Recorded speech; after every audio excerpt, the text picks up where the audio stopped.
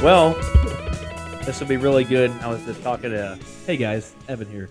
So anyways, we actually filmed this once already, but my big dumb self had the inputs wrong, and we were recording off of the laptop, and it sounded like absolute bung. It sounded really, really bad. It's kind of embarrassing because I'm a tech nerd. So, yeah.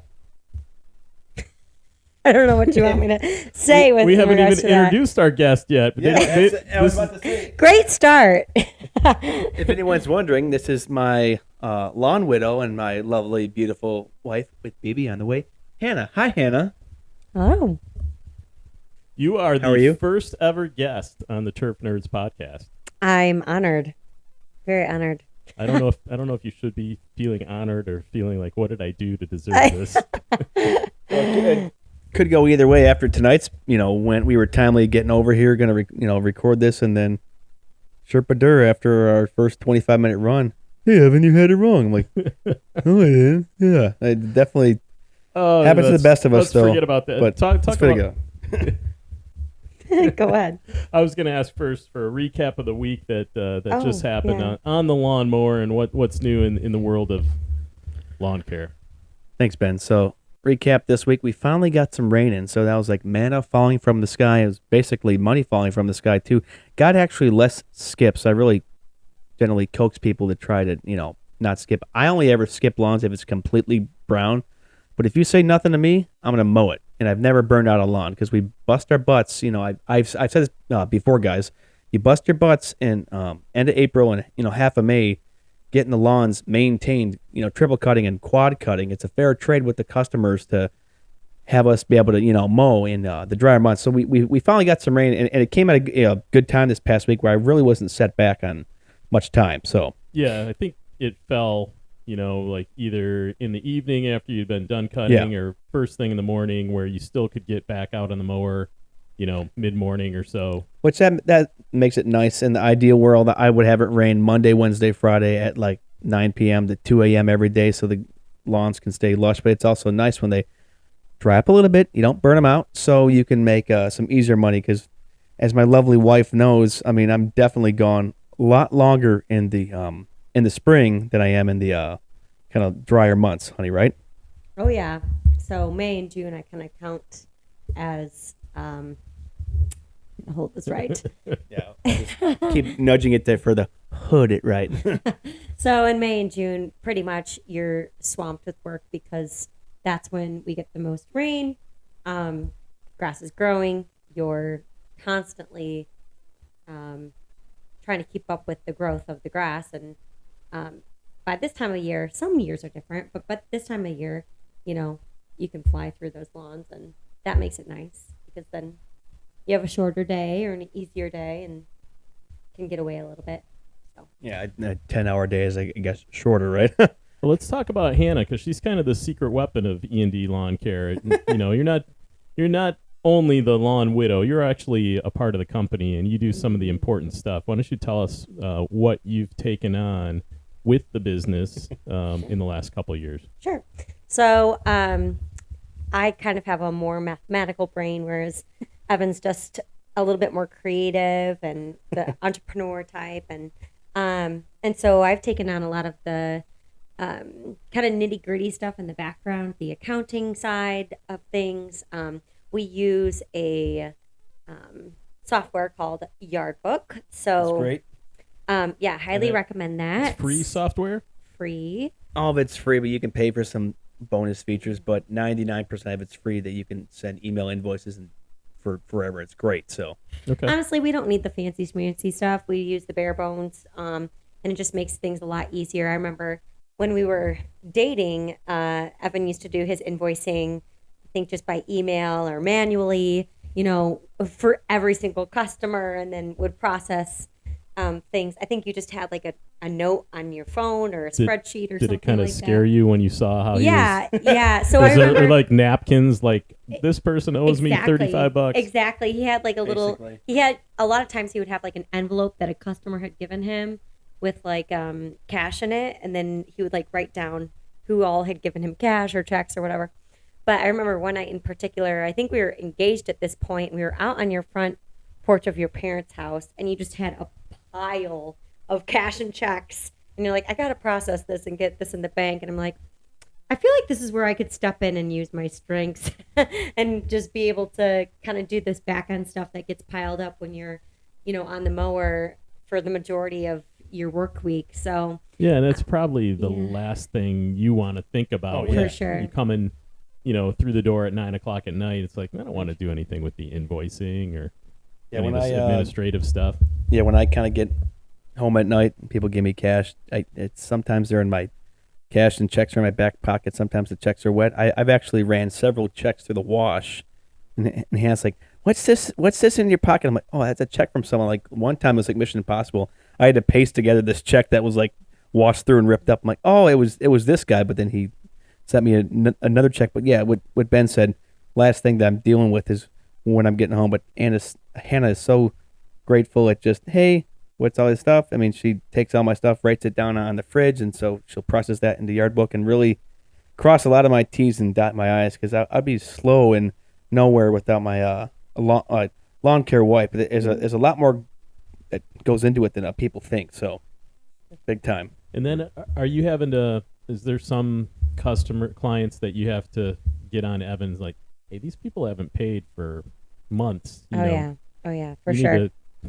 Yeah, there's definitely a couple of clients who I think that year to year they've consistently, waited for the end of the season, or just some customers who tend to let a few months go by.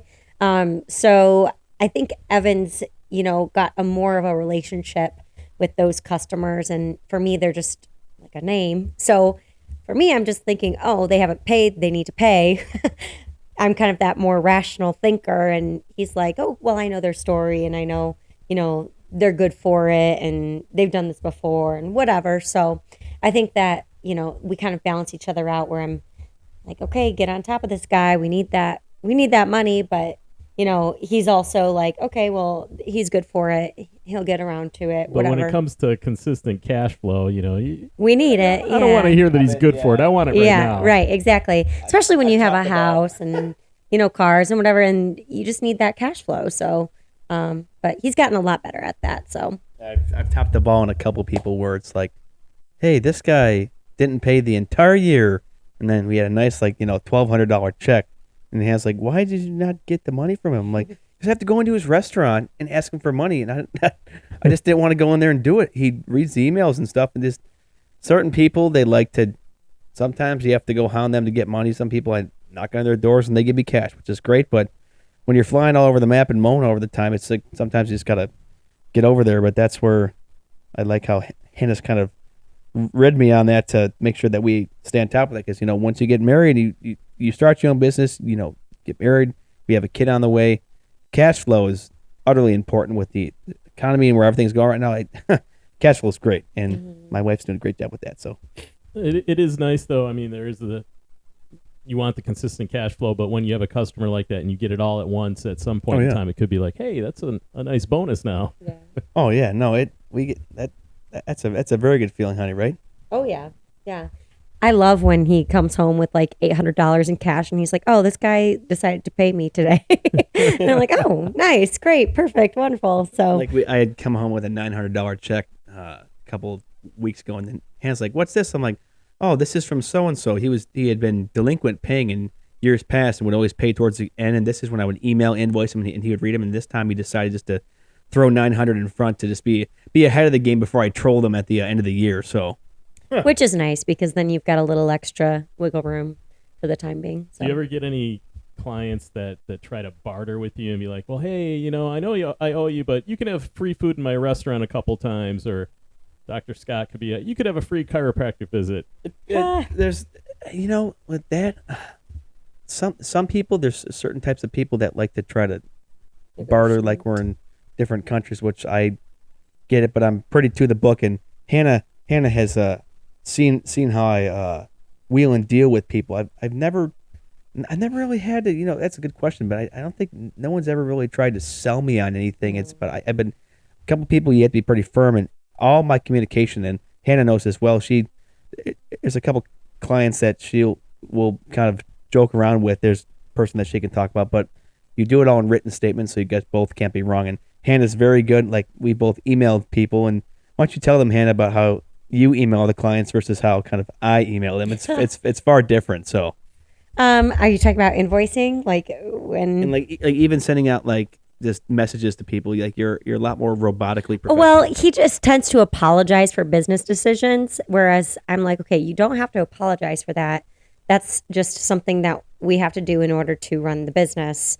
So, for instance, if he has to send an email to customers, and a lot of times he feels guilty because he has that, again, that relationship. It's almost too much loyalty, guys, but I've learned to get better Yeah. than that when I've had to fire 25 people this year. But it's good to have. I always say it's good to have relationship over money because money flows through better relationships. So Right. So, anyway, just again, like I said, for me, it's just a name.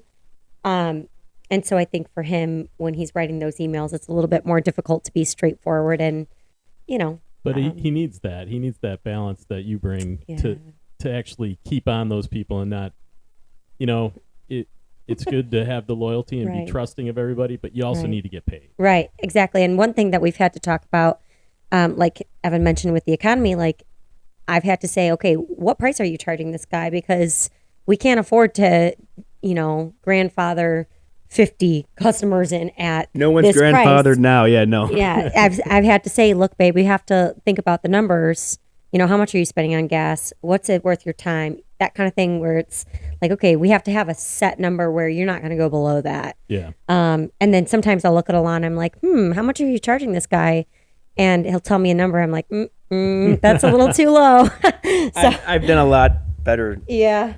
This guys, and I'm sure you know this though too. Be like, this is from pretty common sense, but starting out. But I'd say the last 3 or 4 years, I've really fixed the prices. And there's guys that always charge more. There's a $20 lawn guy that would charge less, but my prices are right in line and very competitive with the other guys though too. And it's good to have Hannah here to discuss and number crunch and figure out, hey, can we raise so and so here? Will they still pay? Yeah, it's relationship over clientele. Obviously, not ripping someone off, but there's a fine line. And it's good to have a lovely bride and wife to bounce that off, to kind of be a voice of reason though too when I get kind of buried in over my head. So Yeah. And there's a lot of other things that you're doing Yeah. throughout the day and the week to help with the business. And I know Yeah. you're even either preparing food or delivering food to him. And I get a lot of. Wait, actually, I'm the Chick-fil-A deliverer. that's when she pulls in the little Ford Fusion and the Chick-fil-A, I go, yeah. Chick-fil-A is great. I mean, she's delivering Chick-fil-A, Shake Shack, but Hannah is she's very busy, even running around for me. So Yeah, like for instance, today, I think I ran to get a splitter converter, whatever it was, for this important podcast. podcasting. So just just a podcasting random stuff. day today, like there were a couple things that I had to do. So going to get the splitter, bringing him lunch, had to go to the bank, and then I had to deliver you cash to pay one of your buddies for some tool or whatever. And then there was a potential that I was going to go pick up the tool. So that's just like, just to give you kind of she perspective. does my bidding. Just to give you perspective, today was kind of even a little bit more low key day where, like, probably a couple hours of the day, I'm running around to do these things where I actually prefer to do them because I want him to get home and for us to have time. And I'd rather me do the tasks that are going to take more of his time or slow him down. So I'd rather just do them when I have the free time. Yeah. So Or he can like I said, the stay focused on invoicing. the lawn. Exactly. And then when he's done, he's done. Yep. And then he comes home and we're good. It's not business talk. It's not, it's not invoicing. It's not having to go, fix this or that because I've already, taken care of it. So Now, in prior seasons, you've even gone so far as to be one of his Yes, actual yes. workers on Yeah. the weed whipping, right? I did. Yeah. So last year, a girlfriend of mine was looking for maybe, 1-2 days of work, just to have some extra cash. And I was like, well, Evan needs some help and, I could work with you guys and we could all be out there together. And so he taught me and my girlfriend Alicia to weed whip. And so I think we did Wednesdays and her and I would go out with him. But then I was like, well, maybe I can just sub in, whenever I have free time, I can just go help him. It doesn't have to be a whole day. It could be a few hours at a time. And that helped him kind of get through things quicker. But I would say I'm probably not as talented. Well, I'm definitely not as talented as he is, and I'm not as fast. So, but I mean, it helped a little bit. And I liked the workout. I liked the sunshine. I liked being with him, being with my friends. So it worked out for everybody. So How was he as a boss? well, he's very cute, a cute boss. We always joked about that, about how I had a crush on my boss. But anyway, but he was very gentle and always let us go. What's interesting is in lawn care, you don't realize the unique aspect of needing to use the restroom during the day. I was going to ask that question Yes. to him, but since you went there, you can go. So with him being a male, it's a little bit easier. For us females, it's a little tougher to be on the job. And so he was very understanding when we were like, hey, we got to go to the bathroom. We'll be back in 20 minutes. We ran to, CVS or fast food joint or whatever, gas station. So we would go and take little breaks here and there, especially because, with the weed whipping, sometimes he's still working on a lawn and you can't work ahead or behind. So it was actually kind of nice. Got to see my best friend and got to hang out with my hubby. And yeah, he's a gentle boss. He, whenever he had corrections for us, it was done very gently and yeah, just lots of fun. Ladies can be in the lawn game. I even bought Hannah and Alicia a weed whip that was light enough for them to use. Women can do it. Shout out to TQ at Spencer Lawn Care, Sean, TQ, or Savannah.